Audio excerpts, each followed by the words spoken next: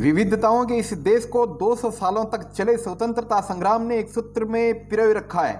आज़ादी के इन 75 सालों में हमने बहुत कुछ पाया है और आने वाले 25 साल केवल इस राष्ट्र की ही नहीं अपितु संपूर्ण विश्व की दशा और दिशा बदलने वाले हैं। केंद्रीय जल संसाधन मंत्री गजेंद्र सिंह शेखावत रविवार को एक दिवसीय दौरे पर डीडवाना रहे, जहां राजकीय बांगड़ महाविद्यालय खेल प्रांगण में आयोज्य एक कार्यक्रम के दौरान उन्होंने ये बात कही। शेखावत ने कहा कि देश के प्रधानमंत्री की दूरदर्शी सोच इस राष्ट्र को संपूर्ण विश्व का सिरमौर बनाने वाली है। अब आपको तय करना है कि उन्नत, विकसित और सदृढ़ भारत में आपका योगदान कितना रहता है।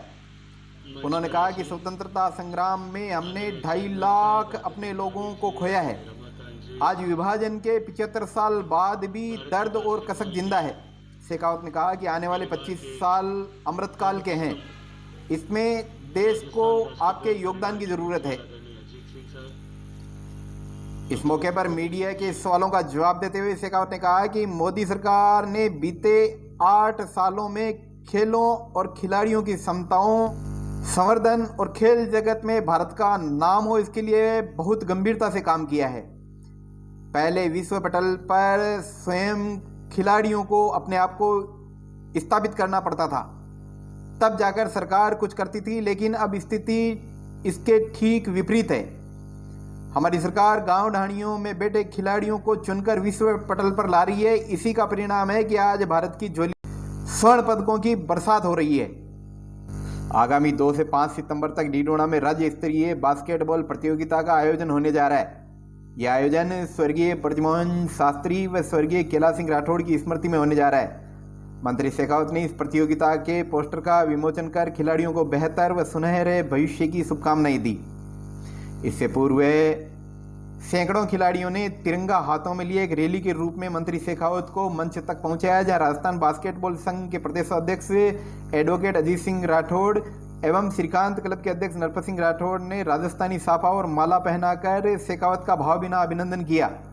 इस दौरान अंतर्राष्ट्रीय रेफरी एवं फीबा के कमिश्नर हासम खान, राष्ट्रीय रेफरी अशोक सारस्वत, राष्ट्रीय रेफरी सुरेश मारोटिया सहित भाजपा नेता जितेंद्र सिंह जोधा, महावीर ओझा, सुरेश वर्मा, शकीला परिहार खान, रमेश वर्मा, रमाकांत सारस्वत, तारेश शर्मा, अबरार अली बेरी, केशव शर्मा, अमजद हुसैन पठान, देवेश त्रिपाठी, गोविंद सिंह गुजर, शंकर सैनी, चतुर्भुज मुंदड़ा, बनवारी मोठ, विवेक रंजन सिंह, एडवोकेट वीपी सिंह, अकरम पठान, जनार्दन शर्मा, मनमोहन शास्त्री, एडवोकेट नेमीचंद शर्मा, गुमान सिंह, विनोद खत्ती, मुकेश राठौड़, पीयूष द्विवेदी, बजरंग पंवार, अंतर्राष्ट्रीय खिलाड़ी हिरेंद्र सिंह राठौड़, अश्वत सिंह जोधा सहित बड़ी संख्या में खिलाड़ियों व खेल संघों से जुड़े लोगों ने शेखावत का माल्यार्पण कर भावभीना स्वागत किया।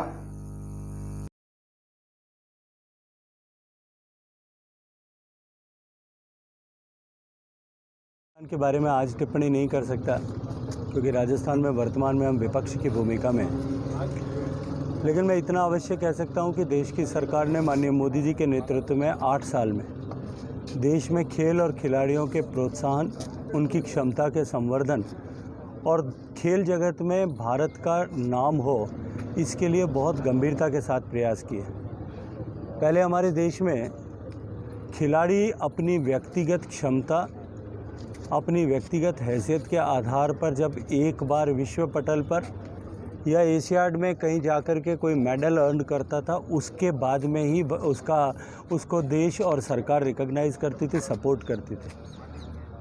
लेकिन माननीय प्रधानमंत्री जी ने इस व्यवस्था को बदला।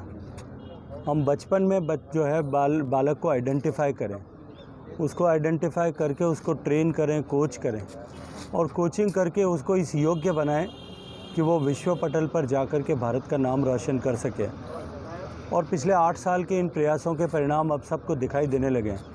ओलंपिक में हमने रिसेंटली हाईएस्ट एवर मेडल जीते हैं।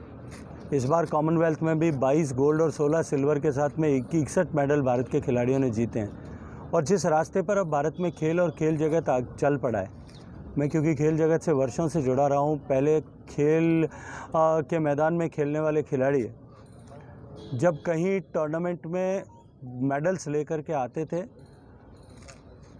खेल की आयु पूरी हो जाने के बाद में, क्योंकि खिलाड़ी की आयु बहुत छोटी होती है, वो नेपथ्य में चले जाते थे, कहीं छोटी छोटी नौकरी तलाश करते थे। लेकिन अब जिस तरह से पूरे देश और देश की सरकार और मोदी जी की प्रेरणा से देश के दूसरे प्रदेशों की सरकारें भी जिस तरह से प्रोत्साहित करने लगी हैं, जिस तरह से रिकॉग्निशन मिलने लगा है, मुझे लगता है कि अब जो है खेल के प्रति आकर्षण भी बढ़ा है, सुविधाएं भी बढ़ी है, और निश्चित ही भारत का भविष्य जो है खेल जगत में बहुत बहुत सुनहरा होने वाला है।